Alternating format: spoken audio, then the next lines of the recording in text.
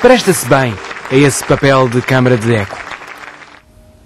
Laurinda, no teu livro, Ouvir Falar e Amar, em que tu, com o jesuíta Alberto Brito, discutes diálogo, afinal, o que se passou ali, ontem à noite, é a ausência de diálogo. É a ausência total, é a desconversa, não é? E, aliás, há coisas ali extraordinárias que é, o Primeiro-Ministro diz, nós somos um partido tolerante, ou somos um partido da tolerância.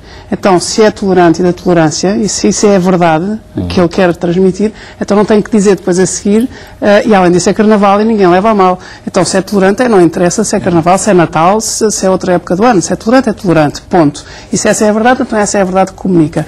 Depois, o que ele diz é desfaz essa verdade, e depois a seguir tem aquele riso com uma suposta ironia e um suposto humor de quem achou graça e que se percebe perfeitamente não achou graça nenhuma, não é? Portanto, ele se calhar, ele não tem muito presente uma verdade que nós todos devíamos ter, que é 90% daquilo que nós dizemos aos outros é pela linguagem corporal, é o body language, vale 90 sobre 100.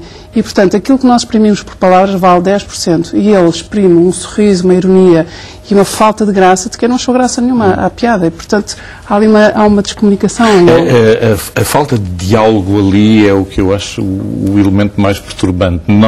O protesto não foi ouvido. Ouvido, exatamente. Foi manifestado e claramente. Não foi validado. Eu acho que havia que validar, não é? Havia que, se somos tolerantes, então vamos ouvir o que eles querem dizer. Sobretudo aquele nível devia ter sido validado. Sim, exatamente. Eles não fizeram nada de mal. Eu acho que é legítima a crítica, é legítima a criatividade. elevado nível de crispação em vésperas de um acontecimento maior, se prevê muito maior. E que um incidente destes vai multiplicá-lo, amplifica-o, claro, só pode, além de que o mundo está a ampliar e está a amplificar estes acontecimentos, não é? O mundo, o Médio Oriente está na rua, as pessoas estão na rua e tudo isto é um efeito de contágio no mundo, não é? Portanto, se as pessoas em Trípoli, se as pessoas no Cairo, se as pessoas no mundo vêm para a rua, se manifestam e dizem a sua opinião, porque é que não se pode fazer isto no nosso país? É só porque não temos um ditador? Não, de facto é legítima a crítica. Agora, temos que ter uma noção de que é bom que haja a liberdade da crítica, da expressão, é bom que haja criatividade. No fundo, este grupo teve alguma criatividade, pagou o jantar, disfarçou as coisas, não foi lá, não foi fazer uma guerra, queria ser ouvido e, no fundo, de facto, estão a servir de bandeira, ou pelo menos de amplificador, a uma juventude, de facto, de pessoas que, a uma geração de pessoas que estão aflitas. Menos crispada, poderia ter aqui uma ocasião de ouro até. Claro, metiam-os ao bolso, é o chamado meter ao bolso, e faziam um vestaço, o Primeiro-Ministro fazia um vestaço e acautelava o que vai ser de facto a grande manifestação, que nós nem sequer sabemos qual é a dimensão que vai ter, mas vai ter de certeza uma dimensão expressiva, não é? Portanto, acho que ele perdeu uma oportunidade. Falamos aqui neste teu livro de comunicações. Este meu livro é um livro cuja substância... É uma entrevista. Exatamente, é uma entrevista. Com um sábio. Com um homem maravilhoso que se chama Alberto Brito, que é jesuíta, que é padre jesuíta, é um globetrotter, é um homem que já deu 5 voltas ao mundo nos últimos 5 anos e que agora vive em Bruxelas, e é um homem que há 30 anos dá cursos de comunicação e é um especialista em relações interpessoais. E é um homem que tem este dom dos sábios eruditos, mas que falam simples e que só dizem coisas iluminantes e inspiradoras e transformadoras. E, portanto, este homem eu devo a ele, o sucesso que este livro tiver tem a ver, é todo do Padre Alberto Brito, e depois ele tem uma linguagem tão simples que é ainda por cima acessível a crentes, não crentes, descrentes, duvidosos, portanto não é um livro confessional, tem nada a ver. Mas é um livro seguramente espiritual, não é? É um livro espiritual, dá uma dimensão do humanismo em áreas de transcendência. Nós somos sentimentos, mas o sentimento não é tudo, adverte ele. Não, o sentimento não é tudo, mas ele diz uma coisa muito interessante e muito interpeladora, que é aquilo que nos separa uns dos outros, não são as ideias, nem as crenças, nem as opções políticas, nem são as raças, nem as diferenças sociais. Aquilo que verdadeiramente nos separa dos outros são os sentimentos. E ao não aceitarmos os sentimentos próprios e os dos outros, que começa toda essa descomunicação. É interessante. Mas ele também cataloga, ou por outra, destrói o catálogo de sentimentos que nós normalmente assumimos como sentimentos negativos. Eu não posso ter inveja, eu não posso ser invejoso, não posso ser mau, não posso não gostar de pessoas, porque isso é perverso. E ele diz, não, o sentimento em si não é perverso. Exato, o que vem depois, o que ele origina é que pode ser perverso. Exatamente. Portanto, não há sentimentos bons nem maus. O que nós fazemos com esses sentimentos, não é? O uso que fazemos desses sentimentos, ou a maneira como os canalizamos, é que pode ser boa ou má, pode ser perverso ou bondoso, digamos assim.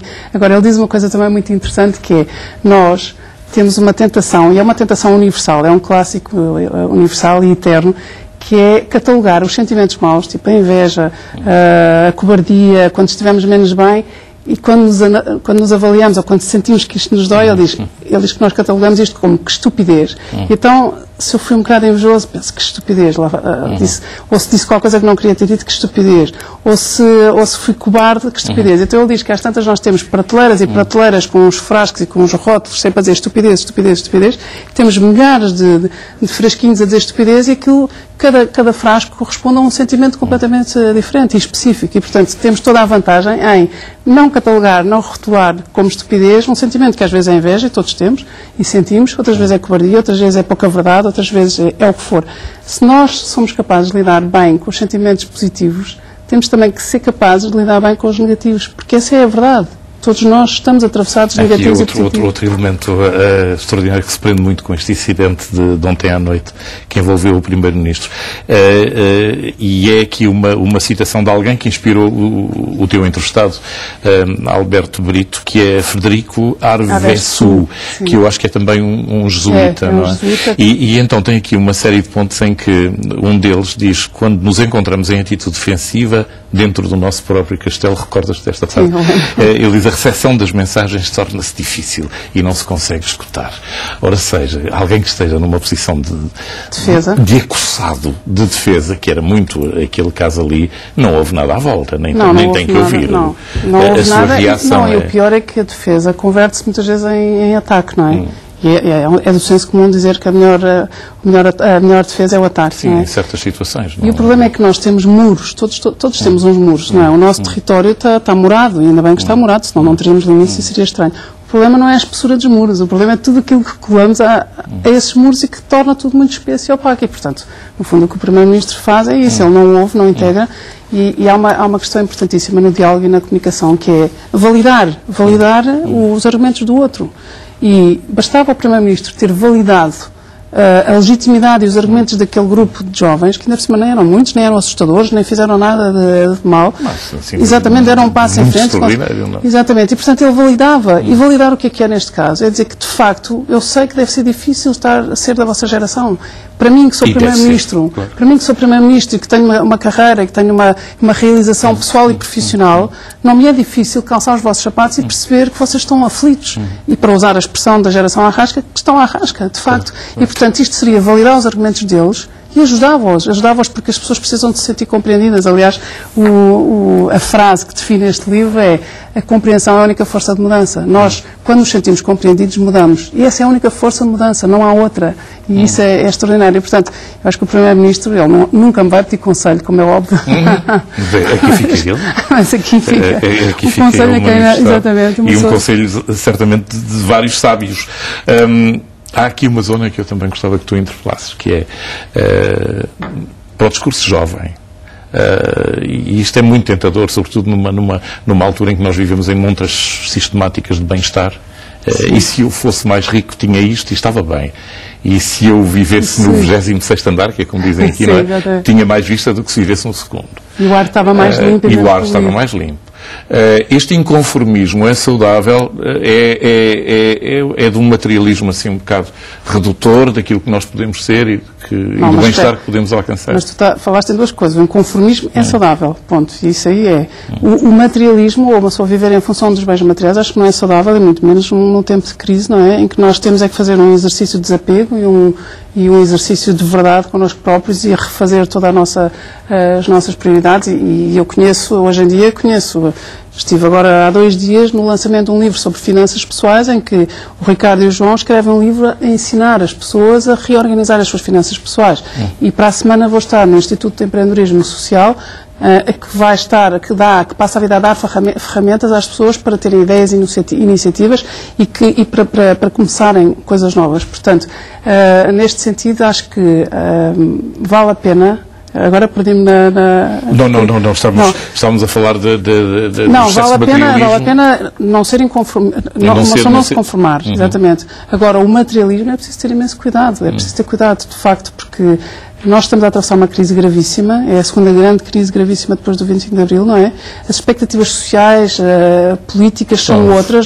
Estão a sair frustradas, muitas delas, não é? Não, e temos de ter esta noção, e por isso é que também falo do empreendedorismo social e do Instituto de Empreendedorismo Social, que ainda por cima vai trazer o INSEAD, isso era uma coisa que eu gostava de dizer, porque é uma notícia em primeira mão, vai haver cursos do INSEAD, que é uma das 3 melhores universidades do mundo, business do mundo, e é um curso que eu por acaso fiz em... Onde é que é essa universidade?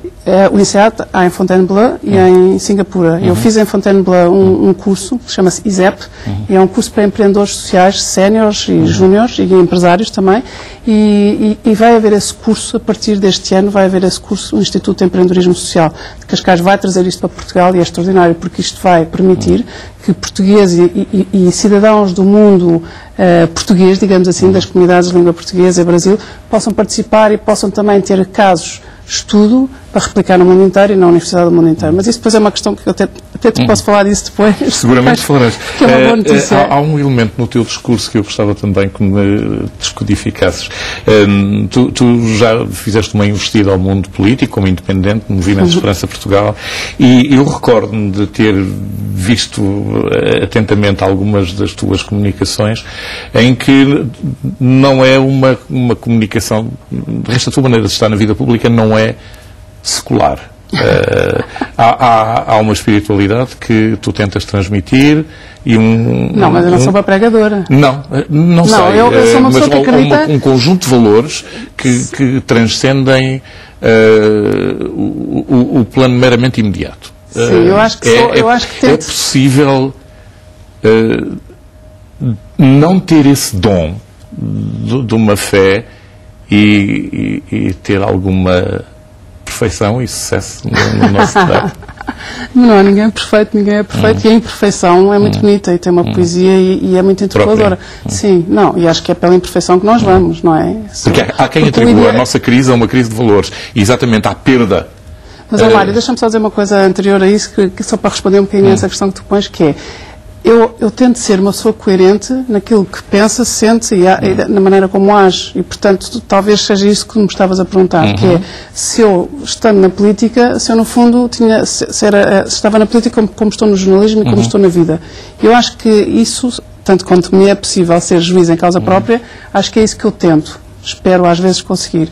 E, portanto, acho que aconteceu uma coisa interessante, que foi, quando eu estava no terreno, e estive 9 meses no terreno, on the road, pelo MEP, as pessoas reconheciam-me e não me estranhavam. Eu, ao princípio, pensei, agora vão-me estranhar uma jornalista que, de repente, é candidata ao Parlamento Europeu por um partido que começou agora, que é o Movimento de Cidadania, e achei interessante que as pessoas reconheciam que eu fazia... estava a fazer na política aquilo que eu fazia no jornalismo antes. E não te esqueças que eu fazia a X, nessa altura. Sim, fiz a X durante 8 anos, era uma revista em contracorrente e é uma revista de jornalismo construtivo, digamos assim, realista, não ancorado nos factos, portanto não é uma visão, não é uma sábado, não é um jornal das 9, não é? Portanto não está ancorado na atualidade imediata, mas está... Mas trata de refletir sobre da maneira como essa atualidade se desenvolve. Como é que essa atualidade nos toca, como é que mexe connosco, e portanto tem essa atualidade e essa intemporalidade. E esta noção de coerência e este impacto que eu acho que tive e que senti, ou seja, os 56 mil votos de confiança que nos foram dados ao MEP e a mim, tinham muito a ver também com essa coerência própria do Rui Marques, do MEP, da maneira como ele construiu o MEP e da maneira também como as pessoas me leem e leem aquilo que eu faço. E, portanto, nesse sentido, acho que essa coerência é importante e é a minha verdade, não é? Também há alturas em que as pessoas ou rejeitam isso, ou não reconhecem, ou discordam, e, portanto, é perfeitamente legítimo. Eu acho que não é possível ter esse tipo de atitude se isso não vier de dentro, não é? Se for artificial. Isso também acho que responde Presumo que se notaria. Pois, espero que se notasse, porque senão isso faria de mim também uma pessoa estranha. Muito obrigado por ter aceitado o convite e nos teres trazido este livro, que eu seguramente recomendo. É daqueles livros que, quando se lê... Só vai estar nas livrarias a partir da última semana de março, ou seja, só na última semana de março. Colocar na agenda. O livro chama-se Ouvir, Falar e Amar. Tem uma capa... Tem uma métrica também que vai buscar o filme, mas é a substância da comunicação. É Laurindo Alves, uma entrevista com o jesuíta Alberto Brito, e tem muito para ler. Oficina do Livro, é a editora. Muito obrigado por ter vindo. Foi um prazer ter aqui. Muito obrigada, Mário. Já te chamei Alberto. É um nome excelente também. Laurinda Alves, fazemos um curto intervalo agora e voltamos já a seguir. Até já.